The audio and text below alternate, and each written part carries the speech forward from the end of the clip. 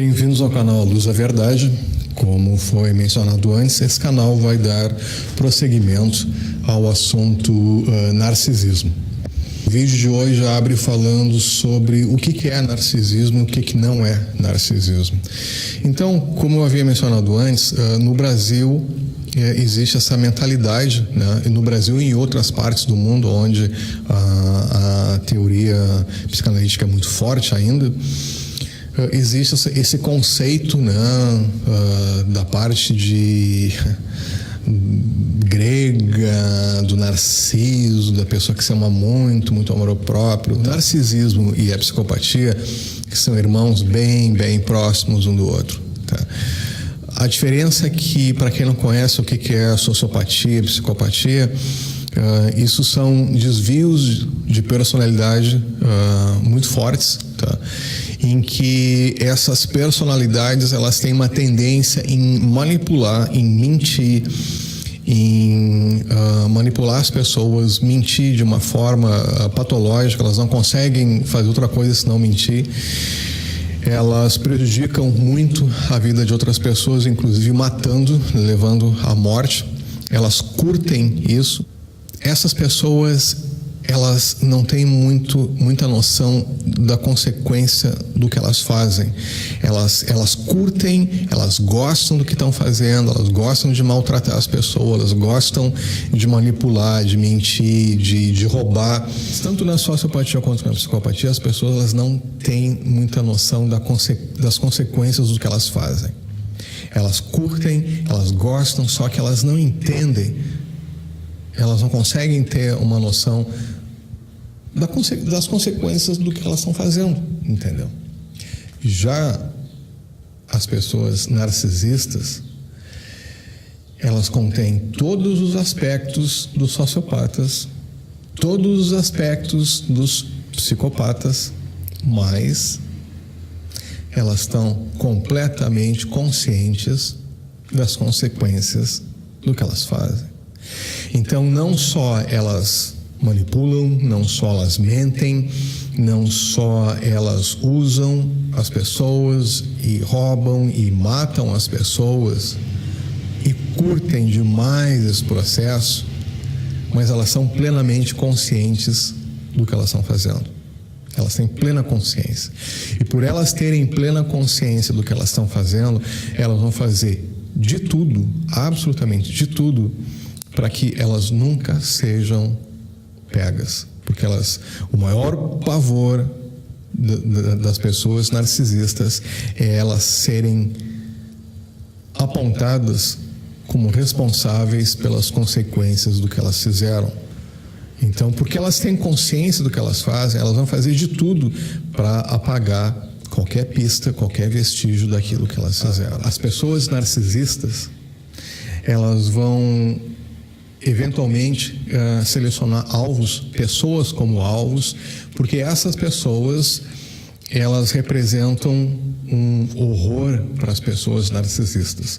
Por quê? Porque as pessoas narcisistas não só elas não têm empatia, como elas não têm remorso, como elas não têm amor, elas não sabem o que é amor, elas não conseguem amar e ser amadas, elas não têm nada disso. E, consequentemente, elas odeiam profundamente. Quanto mais alguém tiver todas essas qualidades que elas não têm, mais ódio vai gerar nas pessoas narcisistas, tá?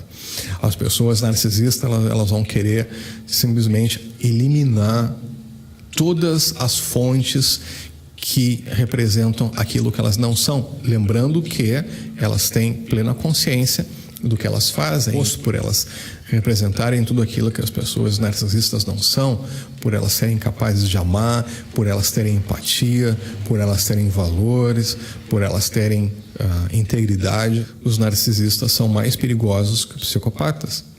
Então, imagina nascer num ninho de cobra. Imaginem nascer num ambiente extremamente tóxico e respirar e ter esses elementos tóxicos todos os dias durante anos. Essa é a questão, tá?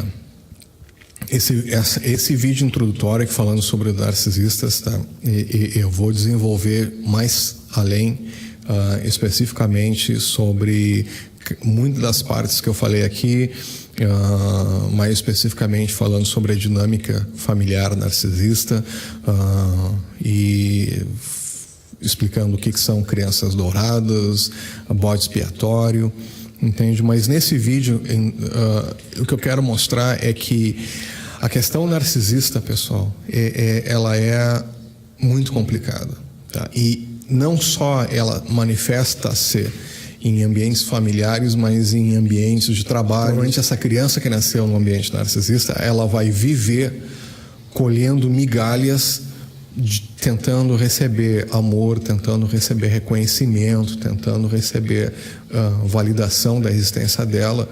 E como ela não teve nunca isso, ela nunca vai olhar para dentro dela e sim para fora, buscando essa validação, buscando esse reconhecimento e colocando ela numa situação muito frágil, aonde ela precisa de um reconhecimento, de uma aprovação externa.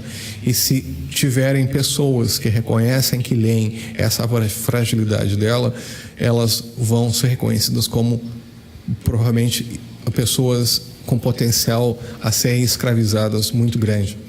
E aí, se essa pessoa acaba no ambiente de trabalho, ela vai provavelmente receber uma quantidade absurda de tarefas, vai receber um pagamento muito abaixo do que representa aquilo que ela está produzindo. Ou seja, as pessoas vão usar e abusar dela até que vão dar um chute na bunda dela, entendeu? Quando perceberem que ela não aguenta mais, que ela foi completamente sugada da sua energia vital, e assim essa pessoa vai pela vida. Porque ela não sabe o que está acontecendo, ela entende que tem uma coisa errada, mas ela acha que o problema é com ela.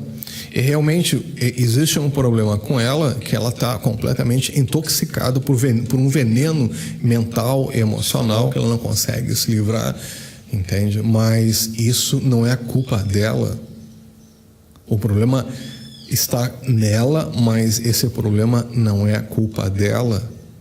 Ela não tem responsabilidade por ela ter sido vitimizada. Essa é a questão.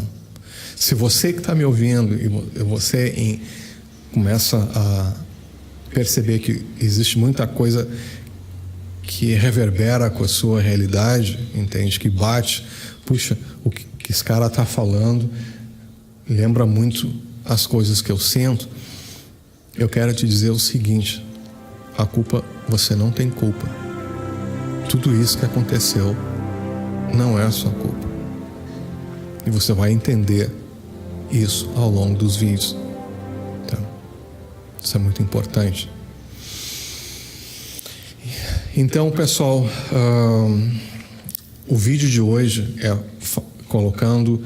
apresentando, tá, narcisismo de uma forma bem generalizada, e a partir de agora os vídeos, em cada capítulo eu vou começar a falar especificamente mais, me estender sobre um detalhe. O próximo vídeo eu vou falar especificamente na dinâmica de família e o que vem a ser a questão do bode expiatório, o que acontece com essa criança, e os efeitos na formação da psique dela, tá?